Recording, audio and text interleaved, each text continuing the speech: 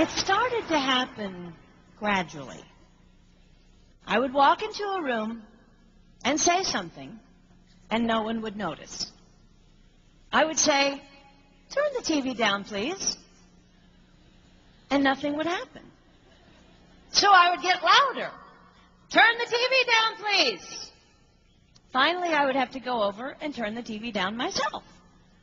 And then I started to notice it elsewhere. My husband and I had been at a party for about 3 hours, and I was ready to go. I looked over, and he was talking to a friend from work, and I walked over, and he kept right on talking. He didn't even turn toward me. That's when I started to put it together. He can't see me. I'm invisible. I'm invisible. Then I started to notice it more and more. I would walk my son to school, and his teacher would say, "Jake, who's that with you?" And my son would say, "Nobody." Granted, he's just 5, but nobody? One night, a group of us gathered, and we were celebrating the return of a friend from England. Janice had just taken this fabulous trip, and she was going on and on about the hotel she stayed in. And I was sitting there looking around at the other women at the table. I'd put my makeup on in the car on the way there. I had on an old dress because it was the only thing clean, and I had my unwashed hair pulled up in a banana clip, and I was feeling pretty darn pathetic. And then Janice turned to me, and she said, "I brought you this." It was a book on the great cathedrals of Europe. I didn't understand. And then I read her inscription. She wrote, "With admiration for the greatness of what you are building when no one sees." You can't name the names of the people who built the great cathedrals. Over and over again, looking at these mammoth works, you scan down to find the names, and it says, "Builder, unknown, unknown, unknown." They completed things not knowing that anyone would notice. There's a story about one of the builders who was carving a tiny bird inside a beam that would be covered over by a roof. And someone came up to him and said, "Why are you spending so much time on something no one will ever see?" And it's reported that the builder replied, "Because God sees."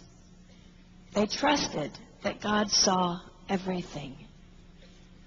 They gave their whole lives for a work, a mammoth work, they would never see finished. They showed up day after day. Some of these cathedrals took over 100 years to build. That was more than one working man's lifetime. Day after day. And they made personal sacrifices for no credit. Showing up at a job they would never see finished, for a building their name would never be on. One writer even goes so far as to say no great cathedrals will ever be built again because so few people are willing to sacrifice to that degree. I closed the book, and it was as if I heard God say, "I see you. You are not invisible to me. No sacrifice is too small for me to notice. I see every cupcake baked, every sequin sewn on, and I smile over everyone. I see every tear of disappointment when things don't go the way you want them to go. But remember, you are building a great cathedral. It will not be finished in your lifetime, and sadly, you will never get to live there. But if you build it well, I will." At times, my invisibility has felt like an affliction to me. But it is not a disease that is erasing my life. It is the cure for the disease of self-centeredness. It is the antidote to my own pride. It's okay that they don't see.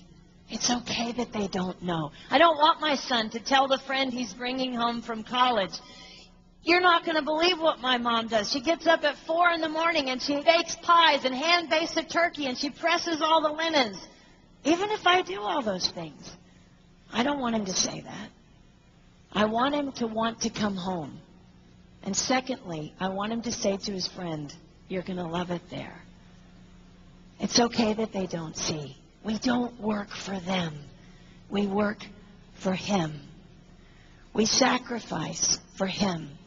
They will never see. Not if we do it right. Not if we do it well.